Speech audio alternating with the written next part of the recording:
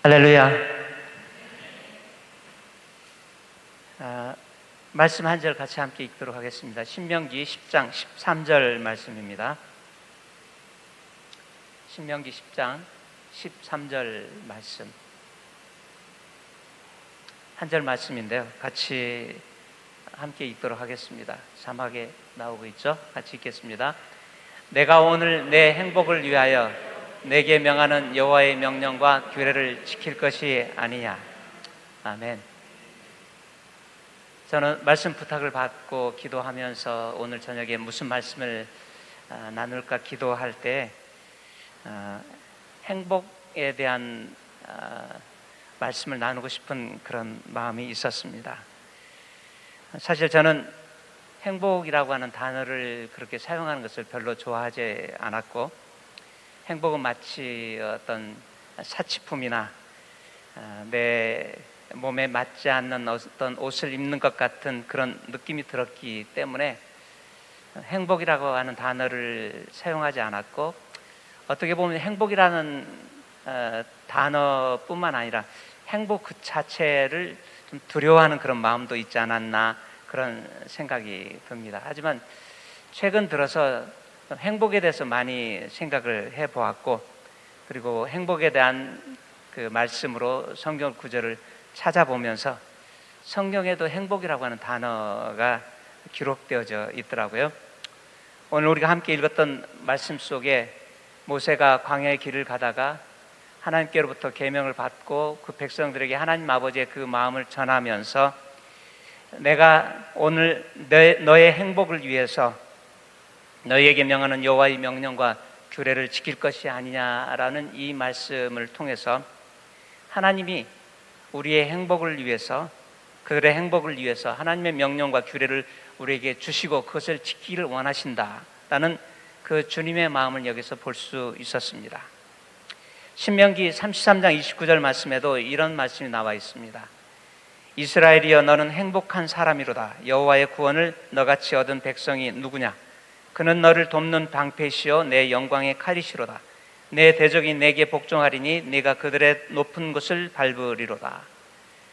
모세는 이스라엘 백성들을 축복하면서 그의 마지막 그 기도의 내용 가운데 이스라엘이여 너희는 행복한 사람이다 라고 이렇게 말하고 있습니다. 왜냐하면 여호와의 구원을 너희와 같이 얻을 백성이 누구냐라고 이렇게 말해주고 있는 것을 볼 수 있습니다. 또 시편 16편 2절 말씀에 보면 표준세 번역에 이렇게 기록되어져 있습니다.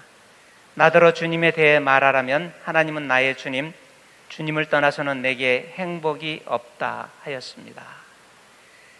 주님이 자신의 행복의 근원이라고 이렇게 고백하고 노래하고 있는 시편의 기자의 모습을 볼 수 있었습니다. 욥기서의 36장 11절 말씀에도 이렇게 기록되어져 있습니다. 만일 그들이 하나님께 순종하고 그분을 섬기면 그들은 나날이 행복하게 살고 평생을 즐겁게 지낼 것입니다. 그러니까 우리가 늘 행복할 수 있다고 하는 것을 말하고 있는데, 그것은 하나님께 순종하고 하나님을 섬긴다고 한다면 우리는 매일매일 행복할 수 있다고 하는 것을 욥은 기록하고 있습니다. 그러니까 우리가 매일매일 행복할 수 있다는 그런 말씀이겠죠. 제가 읽었던 이 모든 말씀에 행복이라고 나와 있는 이 단어의 원어를 찾아보니까 히브리어의 토브라고 하는 단어가 사용되어져 있었습니다. 이 토브라고 하는 단어는 창세기 1장에 7번이나 반복해서 기록되어져 있는데요. 하나님 모든 것을 창조하시면서 그때마다 하나님의 보시기에 좋았더라라고 하나님께서 그렇게 말씀하셨을 때 그 좋았더라라고 하는 그 단어가 토브라고 하는 단어를 사용하고 있는 것을 볼 수 있었습니다. 그러니까 하나님은 세상을 창조하시면서 하나님은 행복해 하셨다라고 볼 수 있습니다. 하나님은 이 세상을 창조하시면서 행복해 하시면서 그 행복하신 하나님께서 사람을 창조하시면서 심히 좋았더라, 심히 행복해 하시면서 하나님의 형상대로 사람을 만드시고 그들에게 복 주시면서 너희는 생육하고 번성하여 땅에 충만하라, 땅을 정복하라, 그리고 세상에 있는 모든 것을 다스리라고 하는 이런 명령을 하고 계십니다. 하나님이 창세기 1장 27절 28절 말씀, 우리가 잘 알고 있는 말씀이지만 제가 다시 한번 읽어드릴게요. 하나님이 자기 형상 곧 하나님의 형상대로 사람을 창조하시되 남자와 여자를 창조하시고 하나님이 그들에게 복을 주시며 하나님이 그들에게 이르시되 생육하고 번성하여 땅에 충만하라, 땅을 정복하라, 바다의 물고기와 하늘의 새와 땅에 움직이는 모든 생물을 다스리라 하시니라. 하나님이 사람을 창조하시고 하나님의 형상대로 사람을 창조하시고 그들에게 복을 주시면서 하나님이 창조의 명령, 최초의 문화 명령을 그 최초의 부부였던 아담과 하와에게 하나님께서 말씀하시는 그런 내용이 창세기 1장 27절 28절 말씀이 기록되어져 있습니다. 그러니까 하나님은 사람을 창조하셨고 하나님이 그 명령을 하시기 전에 이미 그들이 복 있는 존재, 복을 받은 존재라고 하는 것을 알려주고 있는 그런 말씀이십니다. 행복하신 하나님께서 하나님의 형상대로 사람을 지으시면서 행복해 하시면서 행복한 사람으로 하나님께서 창조하셨다고 하는 그런 말씀이라고 볼 수 있습니다. 사실 행복이라고 하는 것은 어떤 사람이 말하기를 사람의 마음의 초기 상태라고 이렇게 이야기하는 것을 읽어보았습니다.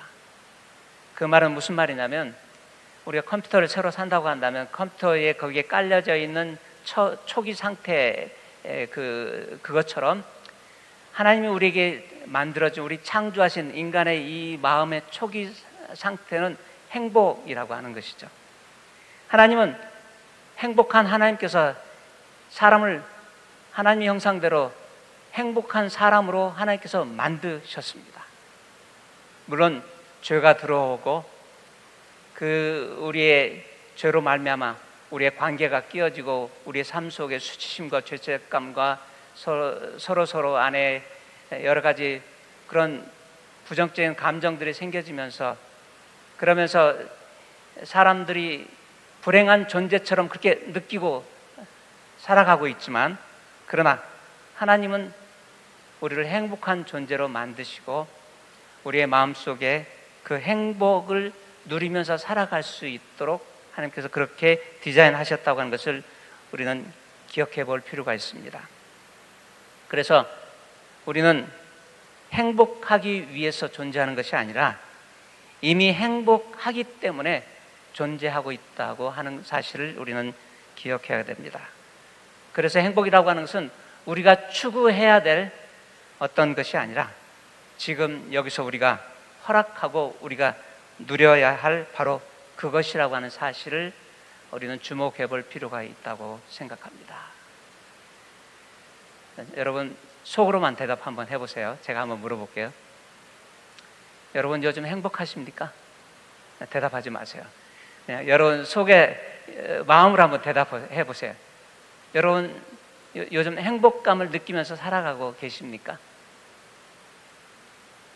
다른 사람에게 물어보지 마시고 여러분 자신에게 한번 물어보시고 여러분 자신이 한번 대답해 보세요.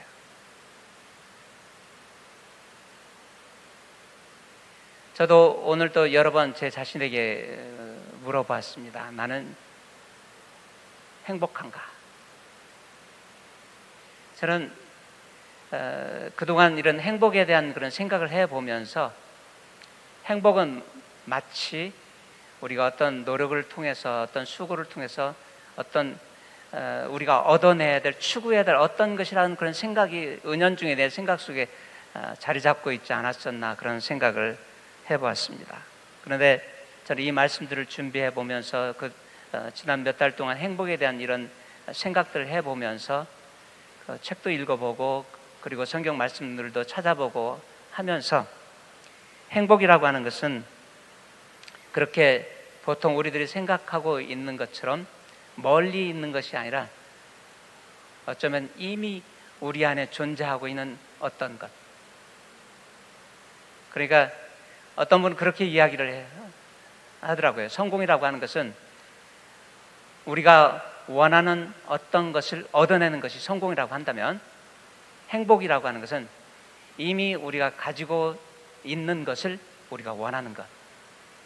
그러니까 이미 우리가 가지고 있는 현재 우리의 있는 모습 그대로를 가지고 우리 스스로가 행복감을 느낄 수 있다고 하는 그런 말씀이죠.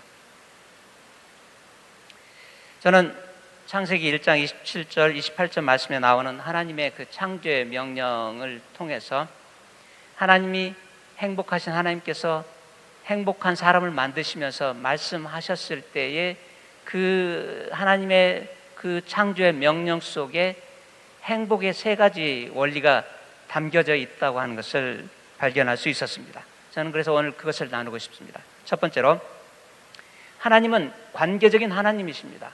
성부, 성자, 성령 하나님이 우리가 우리의 모양대로 우리의 형상을 따라 사람을 만든 자라고 말씀하셨을 때, 성부, 성자, 성령 하나님 하나이시지만 그 관계적인 하나님이 사람을 만드셨을 때 관계적인 존재로서 사람을 만드셨어요. 그러니까 사람은 존재하면서부터 혼자 살 수 없는 그런 존재로 지음을 받은 것이죠.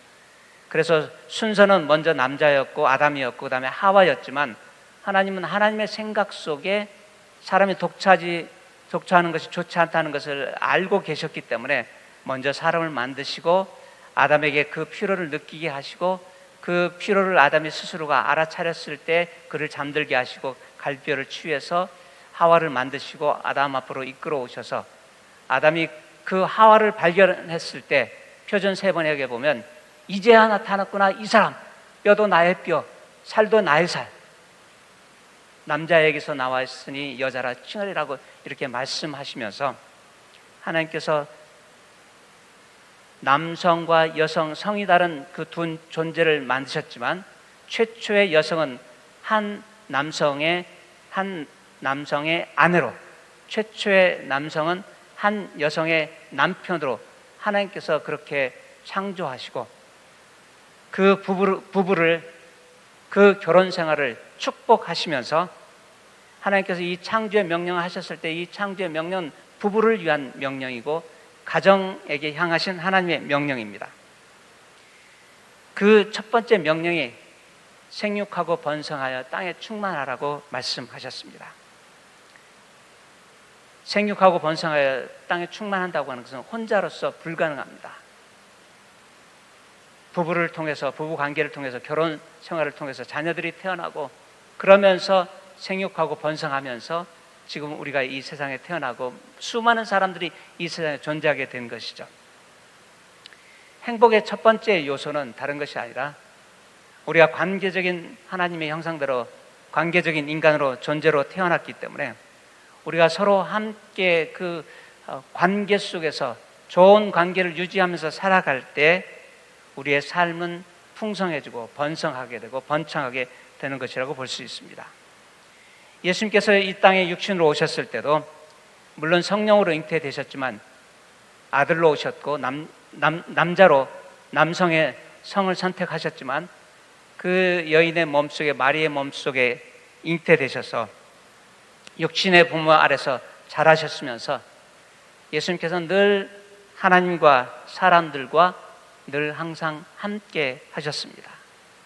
그리고 예수님께서 공생애를 시작하셨을 때도 마가복음 1장 11절 말씀해 보면 예수님께서 그 침례를 받으시고 물에서 세례를 받으시고 무릇으로 나오셨을 때 하늘에서부터 비둘기 같은 성령이 임하시면서 하늘의 음성이 들렸습니다.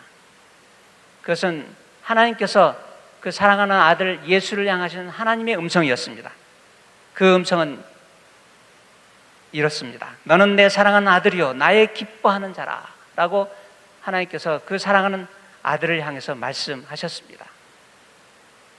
그러니까 예수님께서 공생애를 시작하셨을 때 예수님은 당신이 하나님의 사랑받는 아들이고 하나님 기뻐하시는 그 존재라고는 그 음성을 직접 하나님께로부터 들었고, 예수님은 그 음성을 듣고 난 바로 직후에 광야로 가서 시험을 당했고, 사단은 끊임없이 네가 하나님의 아들이거든 하면서 예수님의 정체성에 대한 도전을 해왔지만, 예수님께서는 하나님의 음성을, 당신이 하나님의 사랑받는 아들이라고는 그 하나님의 음성을 이미 들었기 때문에, 물론 예수님은 예수님이셨기 때문에 흔들리지 않았지만, 예수님은 분명한 그 하나님의 음성을 듣고 자신이 누구인가를 알고 그 공생애를 시작하셨습니다. 그래서 예수님의 주변에 늘 사람들이 있었습니다. 가난한 사람들도 있었고, 부자들도 있었고, 병든 사람들도 있었고, 건강한 사람들도 있었고, 노인들도 있었고, 어린아이들도 있었고, 남자들도 있었고, 여성들도 있었습니다.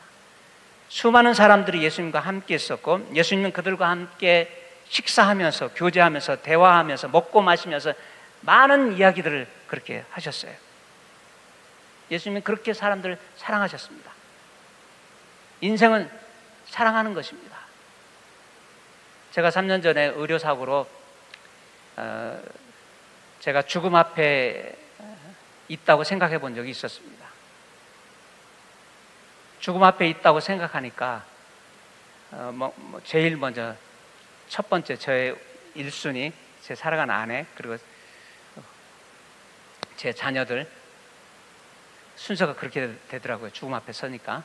그 다음에 세 번째가 아버님은 먼저 주님께로 가셨고, 어머니가 계신데 어머니, 이렇게 생각이 나더라고요. 그래서 내가 혹시 죽을지도 모른다고 생각하니까 뭔가 말을 해야 되겠는데 다른 건 생각이 안 나고, 제 아내에게, 옆에 있는 아내에게 여보 사랑해, 그리고 출생 순서대로 상지 사랑해, 상우 사랑해, 상하 사랑해, 아이들 이름을 부르고, 어머니 거기 계시지 않았지만 엄마 사랑해요, 이렇게 이야기를 하더라고요. 그리고 나서 또 뭔가 또 다른 말을 해야 될 것 같아가지고 생각을 해봤는데 다른 건 생각 안 나고, 내가 죽음 앞에 있다고 생각을 하니까 주님밖에 없다라는 생각이 들더라고요. 그래서 저는 주님밖에 없어 라고 이렇게 얘기하고, 그러고 나서 너무너무 고통스러워가지고, 아파가지고 아파 그 소리만 반복했어요. 나중에 저는 가만히 한번 생각을 해봤어요. 내가 왜 그때 그렇게 그 말을 했을까? 그래서 저는 이제 세 가지로 정리가 되더라고요. 죽음 앞에 서면 내가 정말 할 수 있는 말이 사랑한다는 말밖에 없고, 죽음 앞에 서면 주님밖에 없고, 죽음 앞에 있을 때 진짜 아프구나. 이 세 가지가 딱 생각이 나더라고요. 그러면서 저는 내가 제 삶을 살아오면서 수많은 일이 있었지만, 수많은 사람들을 만나고, 수많은 말도 하고, 수많은 말도 들었지만은, 내가 그렇게 반응을 한 거, 그렇게 말을 한 걸 보면 인생은 다른 게 아니구나. 인생은 사랑하는 것이구나. 여러분, 9.11 사태나 대구 지하철 참사나 그런 사람들이 죽어가는 그 순간에 가족들에게, 사랑하는 아내에게, 남편에게, 자녀들에게 전화하면서 그들이 마지막 죽어가는 순간에 했던 많은 말들이 사랑한다는 말, 미안해, 더 사랑하지 못해서 미안해, 그런 말들이잖아요. 그래서 저도 이렇게 죽음 앞에 있어 보면서 인생은 사랑하는 것이구나, 그렇게 결론을 내릴 수 있었습니다. 하나님께서는 생육하고 번성해 땅에 충만하라라고 최초의 부부에게, 최초의 가정에게 이렇게 명령하시면서 관계적인 전제로서 서로를 사랑하면서, 서로 즐기면서 가족을 이루고 함께 살아가라고 말씀하셨어요.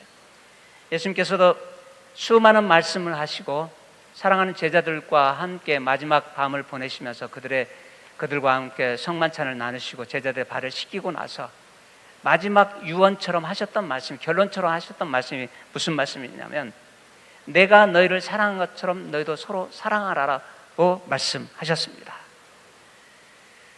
우리 삶에 있어서 이미 우리는 행복한 존재로서, 행복한 사람으로서 우리는 서로 사랑하면서 살아가기 시작할 때 우리는 행복을 빼앗기지 않고 행복하기를 우리 스스로 허락하면서 행복을 누리면서 살아갈 수 있다고 생각합니다. 물론 우리 자신의 힘으로나 어떤 우리의 힘으로 바꿀 수 없는 그런 어려운 상황을 우리가 맞닥뜨릴 때도 있지만, 그러나 우리 안에 계신 하나님, 우리 안에 계신 그 성령 하나님께서 우리와 함께 계시면서 우리가 행복한 존재라고 하는 것을 놓치지 않고 우리가 살아갈 수 있도록. 그래서 성령의 열매도 보면 사랑, 희랑, 화평, 인내, 자비, 양성, 충성, 온유, 절제, 이런 9가지 그런 열매들이 갈라디아 5장 22절, 23절 말씀에도 나와 있는데, 저는 오늘 이 말씀 다시 한번 이 성경의 열매를 살펴보면서 이 성품적인 그런 열매들이 그 단어 하나하나를 살펴보니까 관계적이라고 하는 것을 다시 한번 새롭게 발견할 수 있었습니다. 이런 성령의 열매들이 우리 삶에 맺어지기 시작할 때에 우리는 사랑으로 서로 종로를 하면서 우리의 이웃을, 내 가까이에 있는 나의 아내, 나의 배우자, 나의 남편, 나의 가족들, 나의 자녀들, 나의 부모님, 나의 형제, 자매들을, 나의 동료들을 사랑하면서 우리는 행복한 삶을 누리면서 살아갈 수 있다고 생각을 합니다.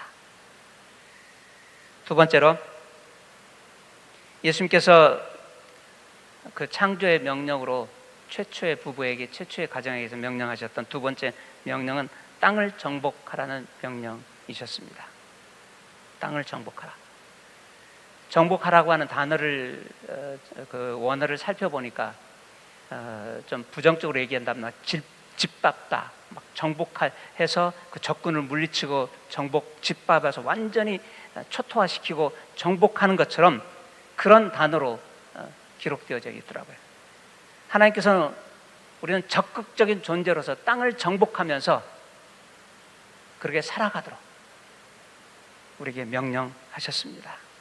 그 말은 무슨 말이냐면, 영향력 있는 존재로 사명감을 가지고 살아가라고 하는 그런 말씀입니다.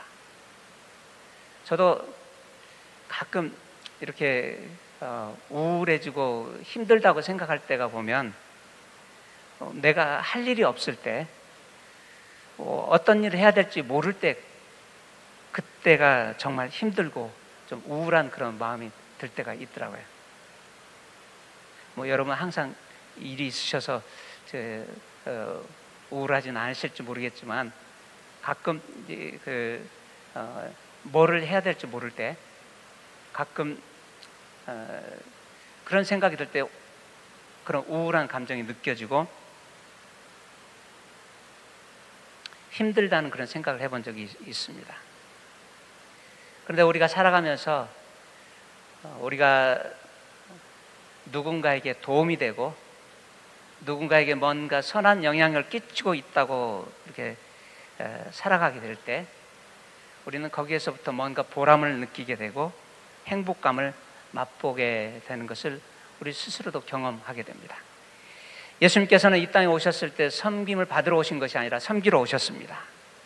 자신의 목숨을 내어주시기 위해서 예수님께서 오셨고, 기꺼이 그렇게 예수님께서는 십자가에서 우리를 위해서 하나님의 어린 양으로 그런 희생을 기꺼이 선택하시면서, 예수님께서는 아마도 제가 생각할 때는 다 이루었다고 말씀하셨을 때 그 예수님은 거기에서 그런 만족감, 행복을 느끼셨을 거라고 저는 생각합니다.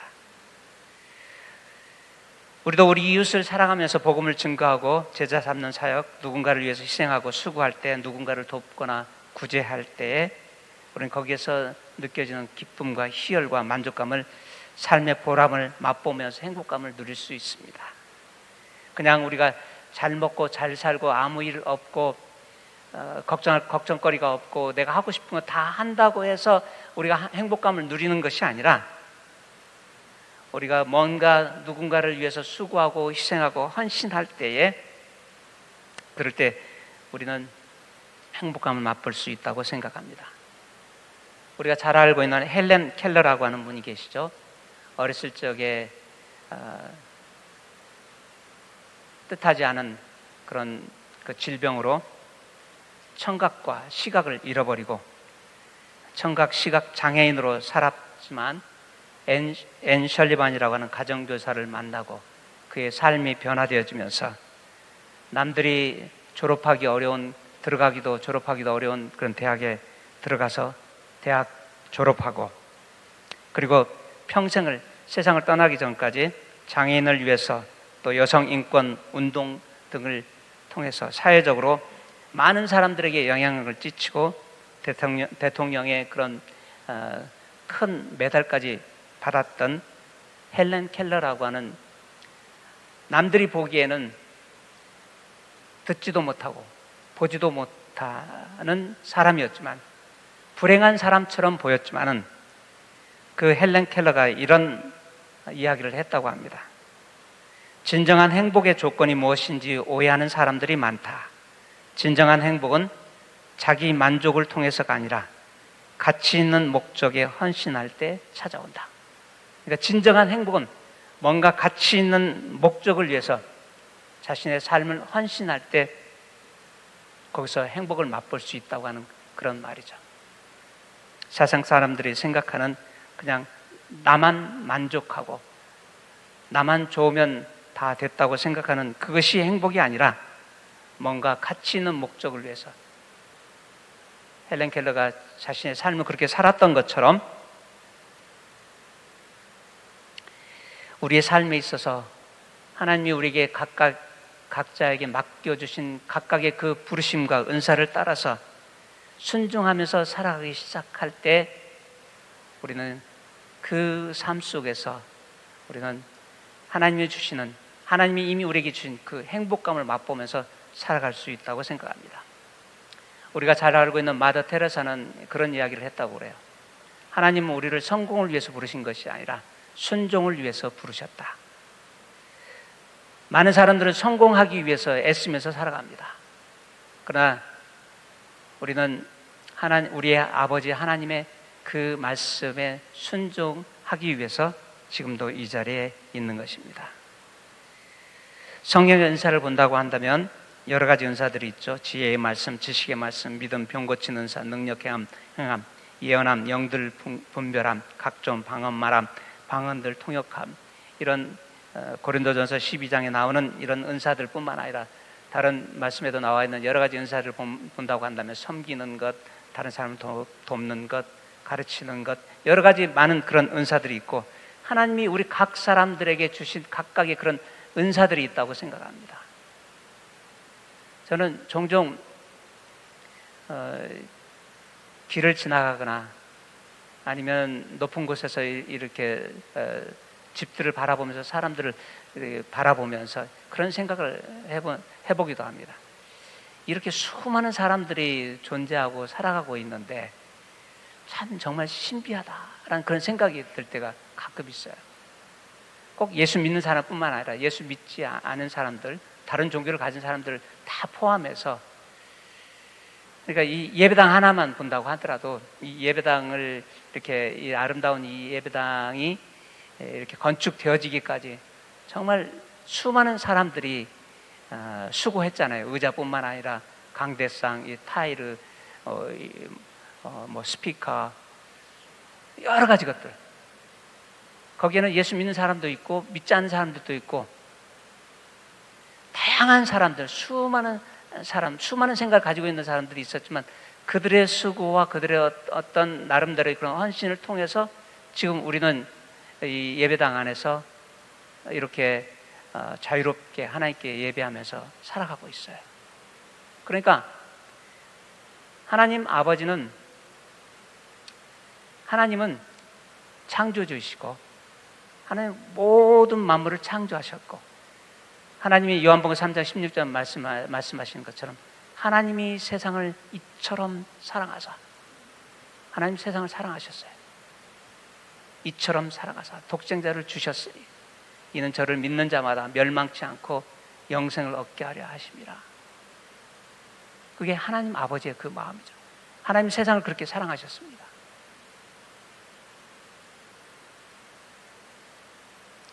우리는 사랑받은 존재로서 크리스찬들은 그 하나님 아버지께 감사하면서 살아가지만 세상에 많은 사람들은 하나님을 모르고 감사하지도 못하고 그들이 어려운 일이 있을 때 의지할 곳 없어서 방황하다가 죽어가는 그런 사람들 얼마나 많습니까? 우리가 그 창조의 명령에 땅을 정복하라는 이 말씀을 통해서 행복의 두 번째 원리를 우리는 발견할 수 있는 것은 우리는 이렇게 하나님이 주신 그 사명을 가지고 사명적인 존재로서 영향력을 끼치면서 살아갈 때 우리는 행복한 존재로서의 삶을 살 수 있다고 하는 것이죠. 고린도전서 12장 12절 말씀에 보면 몸은 하나인데 많은 지체가 있고 몸에 지체가 많으나 한 몸인과 같이 그리스도도 그러하니라. 우리는 다 다양한 그런 은사를 가지고 있고 몸에 여러 가지 지체들이 있어서 한 몸을 이루는 것처럼 하나님께서 우리를 그렇게 다양한 그런 모습으로 부르셨기 때문에 그래서 우리는 서로를 비교하거나 서로를 시기하거나 질투할 필요 없이 나의 나됨을 감사해 하면서 하나님이 만드신 나의 나됨을 발견하고 나의 부르심과 은사를 따라서 살아가는 것이 중요하다고 생각합니다. 그래서 작은 것에 충성하기 시작할 때 하나님의 칭찬을 듣고 우리는 행복한 그런 삶을 유지하면서 살아갈 수 있다고 생각합니다. 세 번째로 창조의 명령의 세 번째 명령에 보면 하늘에 있는 것이나 땅에 있는 것이나 바다에 있는 것이나 이 모든 만물을 다스리라고 하는 명령을 하나님께서 최초의 부부에게 최초의 가정에게 명령하셨습니다. 하나님은 우리가 권위 있는 존재로서 하나님의 권위를 가지고서 세상을 다스리면서 그렇게 살아가라고 말씀하십니다. 자유로운 존재로서 주님과 함께 세상의 지배를 받지 않고 얼마나 세상에 많은 사람들이 돈의 지배를 받고 누군가의 사람들의 지배를 받고 권력의 지배를 받고 상황의 지배를 당하면서 자신들이 누려야 될 자유를 잃어버리고 살아가고 있는 사람들이 얼마나 많은지 모릅니다. 예수님은 이 땅에 계시는 동안에 그 어느 누구에게도 지배당하지 않으셨고 조종당하지 않으셨습니다. 십자가도 죽음도 예수님께서 스스로 선택하신 것이에요. 예수님께서는 하나님의 음성을 들으시면서 하나님과 늘 동행하면서 하나님께서 말씀하시는 대로 하나님께서 인도하시는 대로 성령을 따라서 행하시면서 사람들과 함께 여행하면서 많은 것들을 이 땅에서 경험하시면서 많은 사람들을 만나시면서 그러면서 요한복음 8장 32절 말씀에 보면 진리를 알지니 진리가 너희를 자유케 하리라 말씀하셨는데 그 같은 장에 34절로 36절 말씀에 보면 아들이 자유케 하면 참으로 자유케 될 것이다 라고 말씀하셨습니다. 그러니까 그 진리이신 그 예수님이 함께 계시면서 사람들을 참으로 자유케 해주셨어요. 성령 하나님도 고린도후서 3장 17절 말씀을 보면 주는 영이시니 주의 영이 계신 곳에는 자유가 있느니라. 여러분 우리가 살아가면서 뭔가 내가 자유함을 누리지 못할 때 우리는 잠깐 멈춰 서야 됩니다. 뭔가 지금 잘못되고 있다고 하는 그런 빨간 신호등이 켜져 있는 것과 같은 것이에요. 내가 자유함을 누리지 못하고 있다고 하는 것은 진리가 나를 다스리고 있지 않는 것이고 그 예수님을 내가 전적으로 의지하지 못하고 그분이 내 삶을 주장하지 않는 것처럼 느끼고 있다고 하는 것을 발견하고 우리 멈춰서서 우리를 얽매이고 있는 것이 무엇인가, 나를 자유케 하지 못하는 것이 무엇인가 살펴볼 필요가 있다고 생각을 합니다. 하나님은 우리를 자유로운 존재로 만드셨습니다. 하나님 우리를 자유로운 존재로 만드셨다고 하는 것은 우리 마음대로 그렇게 살아가라고 하는 그런 의미가 아니라 오히려 이 세상의 지배를 받지 않고 이 세상 위에서 만물을 다스리는 그런 존재로 살아가도록 그렇게 우리를 지어주셨던 것처럼 우리는 돈뿐만 아니라 상황뿐만 아니라 우리가 이 세상을 살아가면서 많은 경험하는 이런 모든 것들 속에서 우리가 그것들의 지배를 당하지 않고 그것을 다스리면서 자유로운 존재로 살아갈 때 우리는 하나님이 우리에게 주신 그런 행복감을 맛보면서 누리면서 살아갈 수 있다고 생각합니다. 그럼 행복의 장애 요소가 무엇인지 한번 생각해 보도록 하겠습니다. 그럼 제가 나누었던 이런 그 세 가지 관계적인 존재 그리고 영향력 있는 존재 그런 자유로운 존재라고 하는 것을 그 반대라고 하면 생각하면 되겠죠. 그러니까 우리의 행복을 빼앗아가고 우리가 행복감을 맛보면서 살지 못하도록 만드는 것이 있다고 한다면 첫 번째로 관계의 부재입니다. 많은 사람들이 두려워서 또 상처받을까 두려워서 혼자 있게 되고 관계하지 않을 때 그런 관계 부재 속에서 쓴뿌리가 쌓여가고 누군가를 용서하지 못하고 그래서 극단적인 선택을 하는 그런 사람들도 있는 것을 볼 수 있습니다.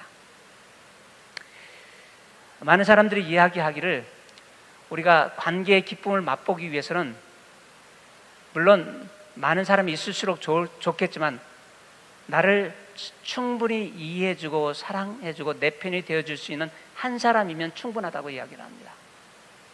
그래서 우리는 우리의 삶에 있어서 내가 안전하게 나 자신이 될 수 있도록 나를 도와줄 안전한 한 사람이 필요하기도 한 것입니다.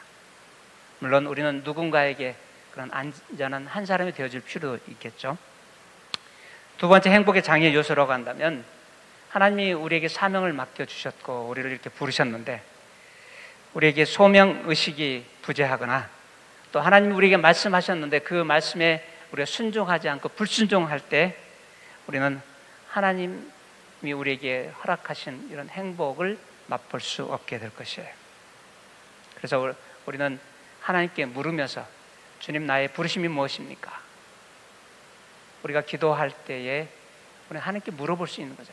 저는 중요한 기도가 두 가지가 있다고 생각해요.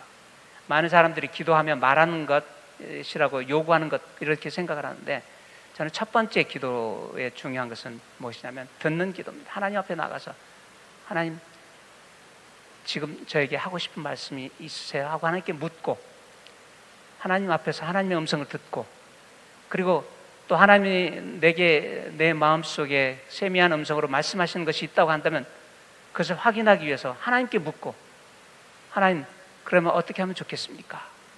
하나님께 물으면서 나의 부르심을 찾아가고 또 하나님께서 말씀해 주시면서 그런 방법까지도 하나님께 물어보면서 살아가기 시작할 때 그러면서 순종하는 삶을 살아가기 시작할 때 우리는 하나님이 우리에게 주신 그 행복감을 날마다 맛보면서 살 수 있다고 생각을 합니다.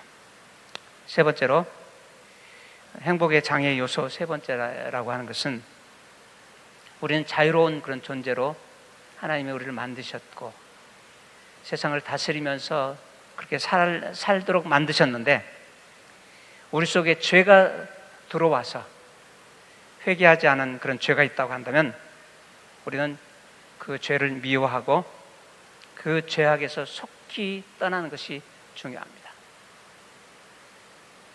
어떻게 보면 우리가 고통당하는 것은 그 죄 때문에 고통당하는 것도 맞지만 우리가 회개하지 않기 때문에 회개할 수 있는 길이 있는데 그 회개를 선택하지 않기 때문에 우리가 고통당하는 경우들도 있어요.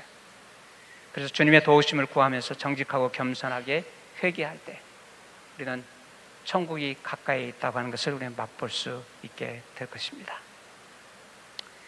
우리는 관계적인 존재로서 실제적인 우리의 삶에 이것을 적용해 본다고 한다면 하나님께서 우리와 함께 있는 바로 내 곁에 있는 가족들과 나의 배우자와 함께 같이 자주 식사하면서 교제하면서 대화하고 함께 시간을 보내면서 가족들과 함께 교회 식구들과 함께 하나님께서 만나게 하시는 사람들과 함께 시간을 보내면서 그런 관계의 기쁨을 맛보면서 서로 사랑하면서 살아가기 시작할 때 그런 행복한 존재로서의 삶을, 행복한 사람, 행복한 하나님의 아들로서 딸로서의 그런 삶을 살아갈 수 있고, 두 번째로 함께 일하면서 함께 봉사하고 같은 목적을 가지고 함께 구제하고 함께 전도하고 함께 선교하면서 예수님이 제자들과 함께 늘 다니면서 하나님의 나라를 함께 전파하셨던 것처럼 우리도 그렇게